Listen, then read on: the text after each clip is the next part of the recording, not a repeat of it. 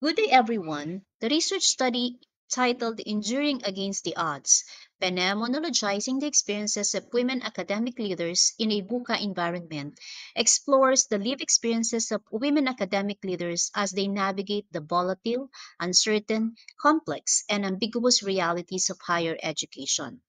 Anchored in a phenomenological approach, the study sheds light on the challenges they faced, the resilience they demonstrate, and the evolving strategies they employ to lead effectively in such demanding contexts.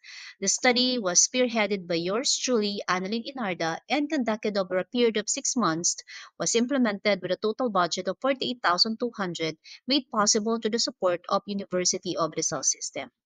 Through this inquiry, the study amplifies the voices of women leaders, offering valuable insights into how they endure, adapt, and thrive despite the odds, ultimately contributing to the ongoing transformation of academic leadership into a more relational and resilient practice.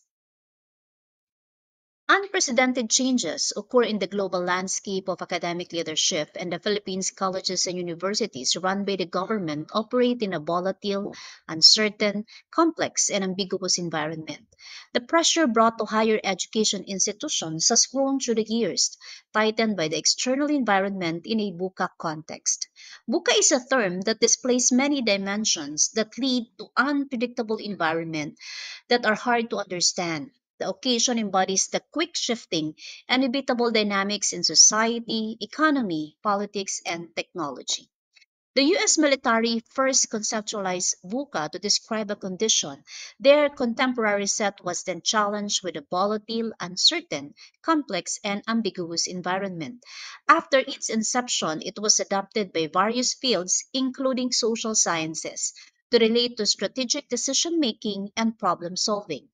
Within the educational realm, where universities are not free of the consequences of the VUCA environment, conventional methods of leading the organization might not effectively handle the difficulty it brings. Does it mean male leadership should be at the forefront? Although historically, males dominated the top levels of leadership in higher education, women are ambitious and desire excellent outcomes. There has been a transformation of the metaphor of a glass ceiling, which is no longer viewed as debatable. The crossing of leadership in the academe and the VUCA environment highlights the significance of grasping how women leaders experience challenges and opportunities as champions of the institutions. Research indicates that despite gender equity programs, women are still under scrutiny. Women are less fit for leadership because of the traditional notion that this job is for men. Women are too gentle and do not fit the role focus, less due to parenting obligations were some of the concerns emerged from women leaders. However, amidst these challenges in a VUCA environment, women contemporarily exhibit diverse perspectives and experiences that are adaptable to positively driving the organizations. This study attempted to verify the integrity of the claim. In various aspects, the Philippines is the best advocate of gender equality in the East Asia Pacific region and globally. Despite the country's performance, participation in the women's labor force remains low. This is mainly affected by home responsibilities, and they are allowed to hold positions in the government but have deficient representation in the highest positions. Despite the published statistics, women's leadership remains underrepresented in the country, and there is a notable limitation in the number of articles discussing academic leadership in a VUCA environment within the Philippine context that highlight this aspect. Primarily, it is what middle management women academic leaders experience in a volatile environment such as natural disasters, political instability, health crisis, technological disruptions, activism, changes in policy, and faculty turnover. While there may be several pieces of literature on academic leadership in a VUCA world, it is yet to produce a universally adopted model specifically named Women's Academic Leadership in a VUCA world, which investigated the gender dynamics and initiatives for inclusion that can lead to the supportive environment of women academic leaders facing VUCA challenges. Thus, this study steered the exploration of a model which is empirical, based on realizations and experiences or data. This model will help outline the proposed policies and the training development framework. The objectives of the study generally is to explore a phenomena that revolves around the challenges and opportunities women academic leaders faced with a VUCA environment. Specifically, it sought to meet the following objectives. First is to explore how women leaders navigate the professional environment volatile, uncertain, complex, and ambiguous nature. Second is to understand the strategies women leaders employ to thrive and succeed amidst the challenges posed by the VUCA condition. And third is to explore organizational cultures that either support or hinder the ability of women leaders to navigate and excel in a VUCA environment effectively. On the conceptual framework, this study was anchored on phenomenological theory by Husserl. As a theory, it explains the details of human experiences. This discipline examines conscious experiences from the individual's subjective perspective. It is deemed relevant to the study since it helped the researcher gain deeper understanding of the experiences of women leaders, whether previously overlooked. This idea puts aside the standard ways of doing research in numbers, but instead moves back things to themselves with a detailed description to determine exact meanings. Feminist theory complemented the phenomenological theory. Using these theories, the study comprehensively understand how women leaders thrive in a challenging environment. Hence, this is formed the basis of intervention or a model and support to advance the knowledge of women's leadership in higher education institutions. The study's conceptual framework was founded on the two theories, providing structure as a groundwork for exploring and interpreting the phenomena. It establishes the lens through which the researcher understands how to formulate the research questions and methodologies. On the other hand, it helps to analyze the data to inform practical applications in the real world.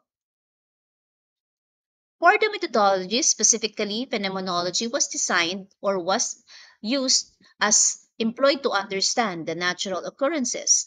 To ensure the principle of trustworthiness, the study is guided by the works of Kortgen and Moser, particularly in terms of credibility, transferability, dependability, confirmability, and reflexivity, which are all embedded in the processes undertaken. The phenomenology purposefully select 6 to 10 participants by Creswell, which is harmonized with the works of Hennig et al., emphasizing these numbers are enough and codebook can be stabilized. Hence, inclusion and exclusion criteria were strictly considered. Initially, 10 academic heads confirmed their participation. However, the study also considered data saturation, which means that the researcher used an iterative process. Thus, after each data collection session, the researcher continuously reviewed and analyzed data to identify when saturation is nearing, and the interview stopped at the 8 women participants chosen based on the criteria set. The study explored three central questions, and sub questions were formulated which were directly asked of the participants. As part of validating the contents of the instrument, experts reviewed each question regarding language, wording, and relevance. Thus, modifications were made as necessary. The modified questions were used for the pilot interview with 2 participants who were not part of the study. For both the pilot and actual conduct of the study, a maximum of 60 to 90 minutes of the interview was considered to ensure participants' commitment. The researcher employed reflective listening and open mindedness during the interview, and they were conducted privately, either face to face, Google meetings, which depends on the participants' availability. Reflexivity was also practiced since the researcher is a faculty member of the same university.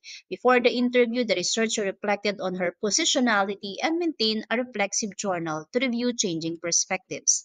All the data collected was stored and protected with a password on a computer device. Hard copies are kept in a safe place that only the researcher can access. Braun and Clark's 6 steps in the thematic analysis were followed, which means emic to ethic transcription was used, which that the data were checked word by word. The researcher and another qualitative researcher familiar with handling qualitative information transcribed the interview data to ensure that all information is documented. A cool to warm analysis was conducted to identify significant themes and subthemes with results supported by published literature. Results underwent member checking, in which participants reviewed the accuracy of the results and confirmed their agreement. On the other hand, the numerical performance of the academic leaders for the past 2 years, policies and activities or seminars conducted in the university, specifically for women academic leaders, were also analyzed to triangulate findings. To ensure reliability, in addition to member checking, an expert triangulation was conducted where professionals in the field meticulously analyzed the study's results. On the ethical side, participants received informed consent forms, and this study conducted with approval of the concerned participants and authorities, ensuring that all protocols were followed. For the results and discussion, the study is phenomenological, meaning the results derived are the experiences of the academic leaders who were purposefully and systematically selected in the study. The findings are presented based on the order of research objectives, and to ensure the richness of the data, the study highlights thick descriptions, including direct quotes from the participants to display the original contents and answer not only the what but also the why in the analysis.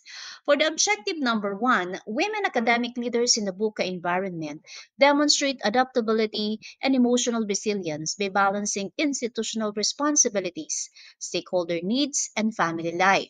They face policy inconsistencies, leadership demands, and personal sacrifices, often relying on self driven coping strategies due to limited institutional support. Despite the stress and emotional burden, they remain committed to inclusive decision making, relationship centered leadership, and team empowerment to sustain organizational continuity. For objective number two, women academic leaders demonstrate relational leadership by offering emotional support, fostering open communication, and building strong interpersonal connections. Their unwavering commitment is rooted in a sense of purpose, sustained by family and peer support despite limited resources and recognition. Through adaptability and innovation, they continuously learn, leverage technology, and creatively manages challenges in a volatile academic environment. For the objective number three, women academic leaders recognize that their appointments are based on merit, and they view the academe as an increasingly inclusive and competent focus rather than gender biased. Despite this progress, subtle stereotypes and lack of organizational support still persist, presenting barriers to their full leadership development. Participants express a strong need for formal leadership training and institutional support to help them thrive and innovate in a structurally rigid academic environment. The results are consistent with adaptive leadership and feminist theory. Evidence of leadership transformation from the old narratives displays a more inclusive and relational approach. Furthermore, it reveals that there is more to do or revisit on the policies and practices. The Philippines is a lower middle income country where scarcity of resources is evident, an eye opener in a state university setup where faculty members are given additional tasks, which might not encourage symmetry of professional and personal obligations. The study's findings can be explained through a model.